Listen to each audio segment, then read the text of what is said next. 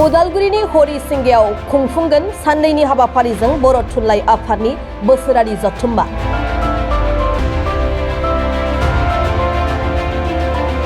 हाबाफारिखौ लानानै साखाफारा जादोंसै बानजाय आफाद लोगोसे जिल्ला आफादा।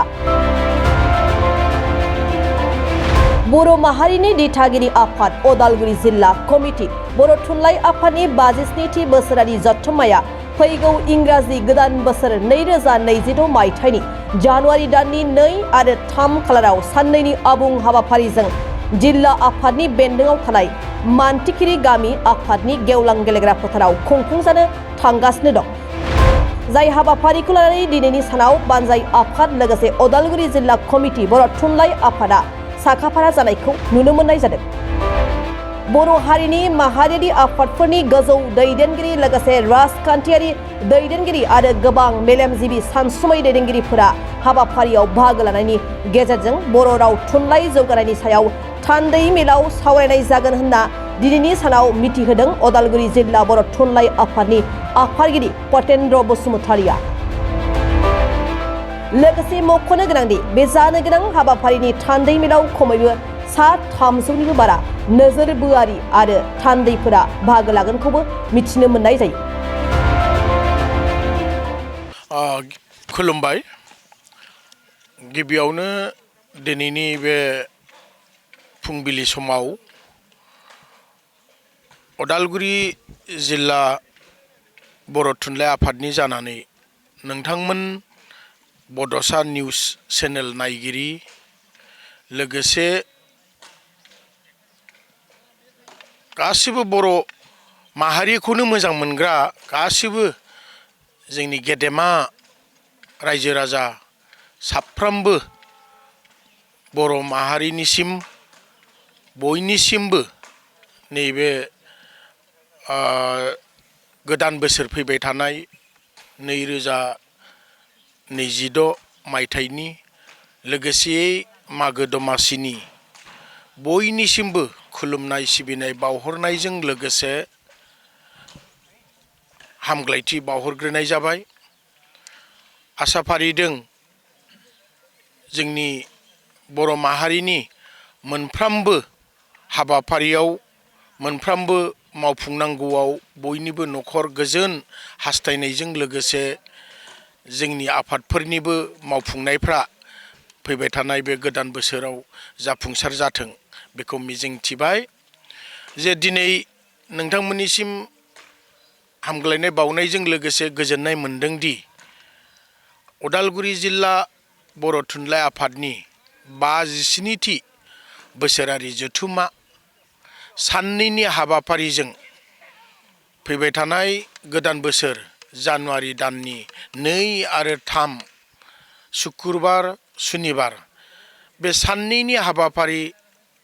गाजा गोमजायै खुंनायनि लाहार फाहार खालामगासिनो दङ हरिसिंगा हालामनि एबा हरिसिंगा मानतिगिरि गामिनि बे गेलेग्रा फोथाराव बिनि बानजाय आफाद मानिजाथाव बानजाय आफादनि मानगोनां आफादगिरि देबेन बर' बिथां आरो मावफुं मासिगिरि जोंहा मुकुल बर' आरो गाहाय लिंथुमगिरि हिसाबै मगेन्द्र बर' मानगोनां बिथांमोनजों लोगोसे गोबां बानजाय आफादाव बायदि बायदि बिबान लानानै साफ्रोमबो मानतिगिरिजों लोगोसे हरिसिंगा हालामनि रायजो राजाफ्रा जोबोद बरायदों आरो लाहार फाहार मावसोमगासिनो दङ नारा नाथा। आङो गिबियावनो बिथांमोननिसिमबो रोजा रोजा साबायखर बावदों खुलुमनाय सिबिनाय बावहरदों। बेखिनियाव गोजोननाय मोनदोंदि उदालगुरि जिल्ला बर' थुनलाइ आफादनिफ्राय नै दिनै नोंथांमोननि निउस चेनेलाव जोङो बाहागो लानो मोननानै आंजों लोगोसे उदालगुरि जिल्ला बर' थुनलाइ आफादनिनो मैखोम नेहाथारि फिथार गोरा खुंग्रा दैमारि बिथां दङ आरो जोंनि धोनस्रि थान्दै खुगा लाइसि उदालगुरि जिल्ला बर' थुनलाइ आफादनिनो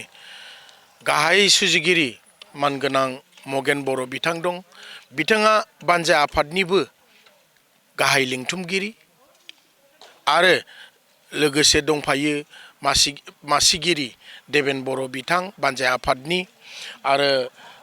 बायदि बायदि बिबानाव थानाय मानगोनां बिथांमोन दङ आरो बेखौ नुफैनानै आं गोजोननाय मोनदों जे दिनै मुखुब जादों खामानि मावनाया बिथांमोना रायजो राजाया नैबेयावहाय गावखौनो गाव श्रम दान होनानै मावदों आरो बे साननैयाव जोबोद मोजाङै मोजां नुनाय हाबाफारि आवगायहोनो हागोन होननानै बिथांमोना फोरमायदों आं बिथांमोन साफ्रोमबो मावगिरि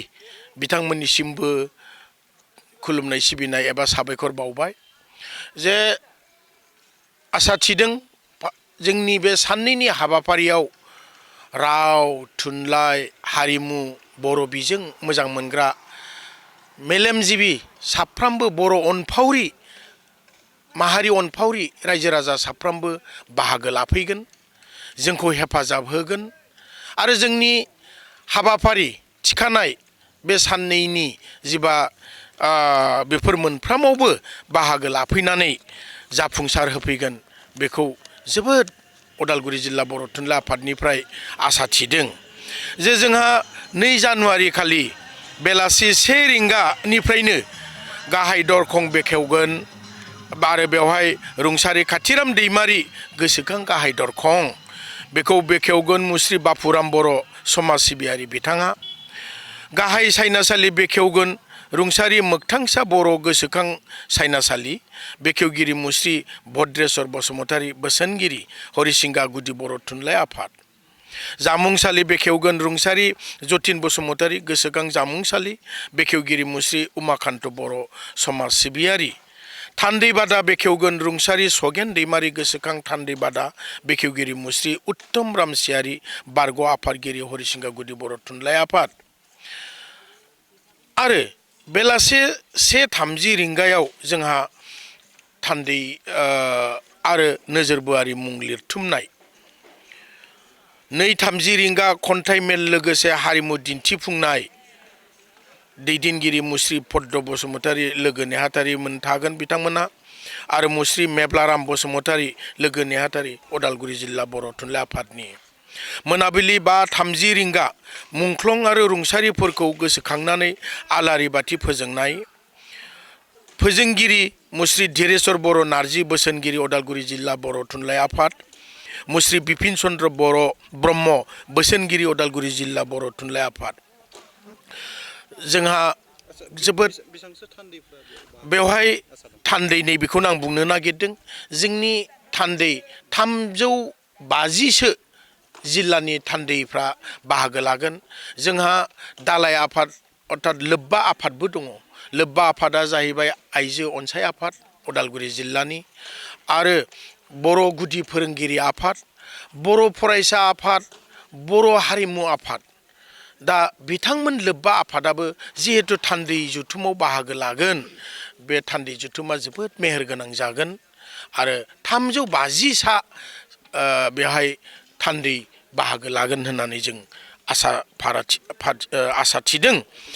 आरो बे थान्दै जुथुमा रुंसारि मंगल चन्द्र ब्रह्म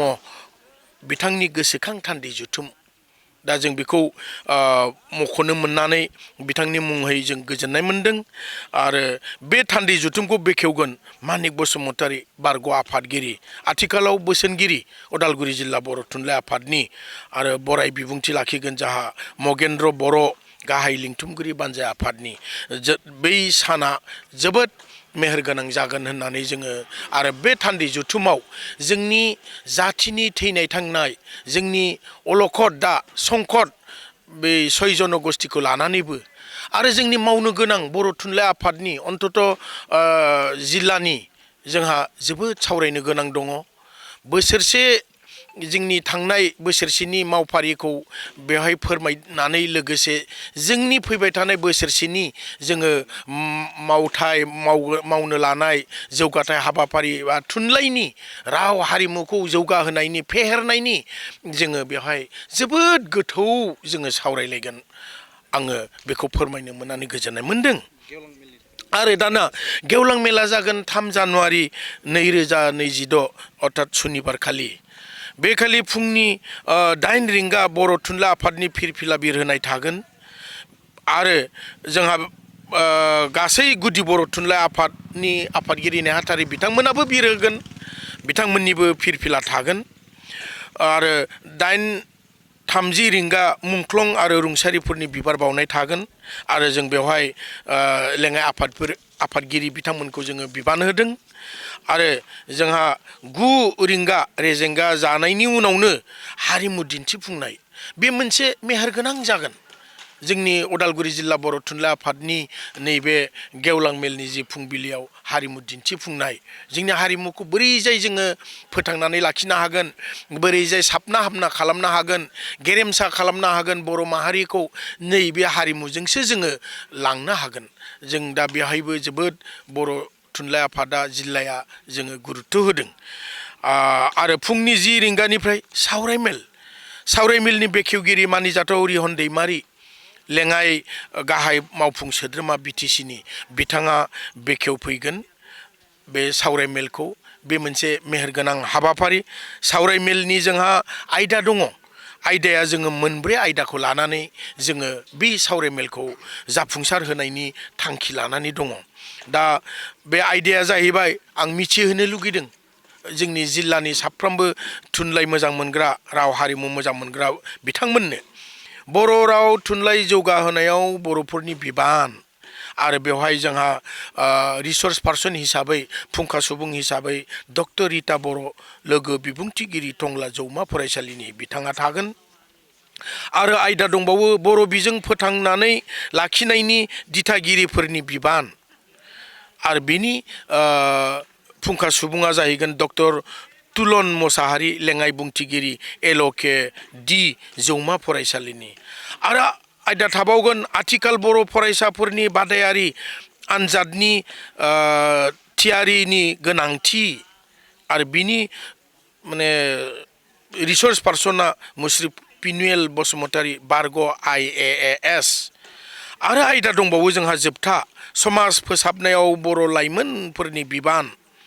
बिनि रिसर्स पार्सना फुंखा सुबुङा जाहैगोन मुस्रिमा रंजालि दैमारि लेङाइ फोरोंगिरि PM श्री उदालगुरि जौसिन गेजेरारि फरायसालि दा सानजौफुनि 12:30 रिंगा गेवलां मेल बे गेवलां मेला जोबोद मेहेरगोनां जागोन होननानै जोबोद आसा फारिथिदों जोंनि बानजाय आफाद लोगोसे जिल्ला आफादनि गेदेमा दैदेनगिरि बिथांमोना बेवहाय जोंहा बेखेवगिरि हिसाबै मुस्रि सरन बर' केबिनेट मन्त्रि आसामनि आरो बिथाङा रौता बियाबनि BTCनि MCLAबो बिथाङा आरो फैबावनो गोनां जोंहा जोंनि बिजाब जोंनि जिबा बिसम्बि बानजाय आफादा सेबखांदों बे बिसम्बिखौ बेखेवफैगोन त्रिदिप दैमारि BTCनि बुंथिगिरि मानिजाथाव बिथां फैगोन आरो बेवहायनो जोंहा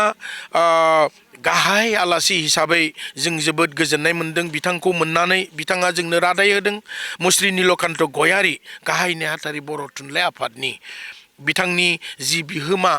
थुनलाइ आफादाव आरो बिथांनि जि जाथिनि संकटआव गाबथानाय जोबथानाय बा हमथानाय जिबादि माने बयखौबो खौसे जानायनि जि खावलायनाय जों जोबोद बरायनानै लायो बिथांखौ जोबोद जोङो बिथांखौ मोजां मोननानै दङ जों आसा थिदों बिथाङाबो गोख्रोङै बाहागो लाफैगोन आरो सायख'जानाय बुंथिगिरि दङ बिथां दिपेन बर' आफादगिरि बर' फरायसा आफादनि दुलाराय बर' फरायसा आफादनि बिथाङाबो खोथा होखाबाय बिथाङाबो बाहागो लाफैगोन आरो थुनलाइयारि आरो थुलुंगा बान्था राननाय जोंहा बेवहाय मंगल सन्दि थुनलाइयारि बान्था दङ थुलुंगायारि बान्था बिगियान आयदायाव बर' आयदायाव सानखान्थि आयदायाव जोङो बे